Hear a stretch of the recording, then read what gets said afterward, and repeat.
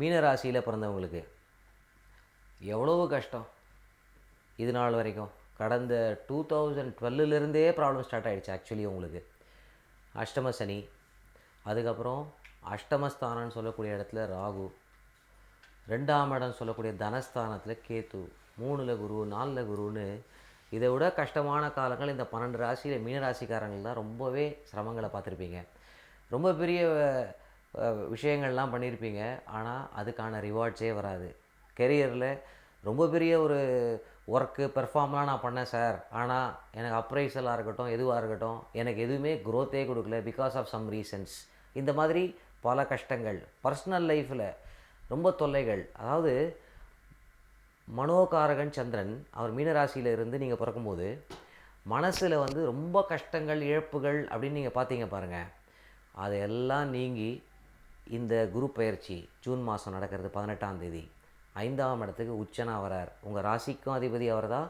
உங்களோட செயல், உத்தியோகம், தொழில், வெற்றி எல்லாத்தையுமே குறிக்கக்கூடியவரும் அந்த குரு பகவான் தான். அவர் உச்சனா வர்றதுனால பூர்வ புண்ணிய ஸ்தானத்தில் போன ஜென்மத்தில் நீங்கள் செஞ்ச புண்ணியங்களோட அளவுகள் இந்த வருஷம் உங்களுக்கு அதிகமாக ஒர்க் ஆகும்.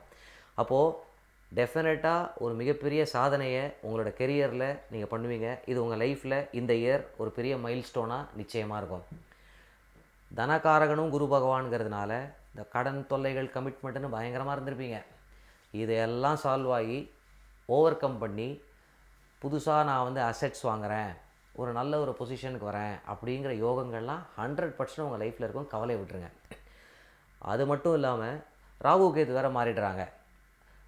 8ல் ராகு 2ல் கேத்துவை விட 7ல் ராகு உங்கள் ராசியில் கேத்து எவ்வளவோ பெட்டர். அதனால் you will be totally relieved from mental stress, mental depression அளவுக்கு உங்களுக்கு மீனராசிக்கு இருந்திருக்கும். ஸோ ஜூலையிலேருந்து அதுவும் குறைய ஆரம்பிச்சிடும். அதுக்கப்புறமா நவம்பர் மாதம் உங்களுக்கு இதனால் வரைக்கும் அஷ்டம சனி பாடாப்படுத்தினார் பாருங்க, அவர் உங்களுக்கு அந்த அஷ்டம சனி விட்டு போய்டுறார். 9ஆம் இடத்துக்கு வரார். அப்போது வெளிநாட்டில் போய் ஒர்க் பண்ணுவீங்க, அங்கேயே செட்டில் ஆவீங்க. சில பேர் நான் அங்கேயே I want to get that green card அந்த மாதிரி எதுவாக இருந்தாலும் அது கிடச்சிரும். பிஸ்னஸ் சொந்தமாக பண்ணணும் அப்படின்னு நினச்சிங்கன்னா நவம்பருக்கு அப்புறமா மிகப்பெரிய வெற்றிகள் நிச்சயமாக உங்களுக்கு உண்டு.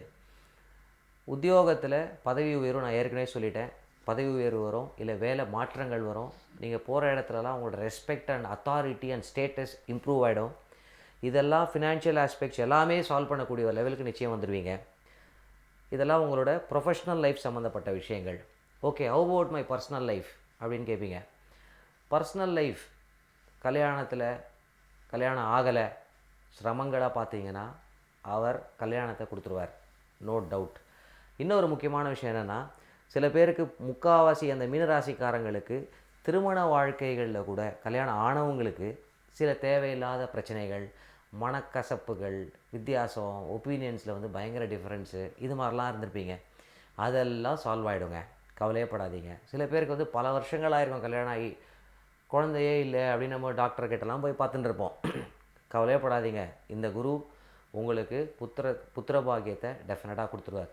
அதனால் இந்த 2014 ஜூன்லேருந்து அடுத்த ஜூன் வரைக்குமே ரொம்ப பெரிய ஒரு யோகமான காலங்களில் தான் நீங்கள் இருக்கீங்க. ஃபஸ்ட்டு பாயிண்ட் என்னென்னா, கஷ்டங்கள்லேருந்து வெளில வந்துடுறீங்க, அதுவே ஒரு பெரிய ரிலீஃபு.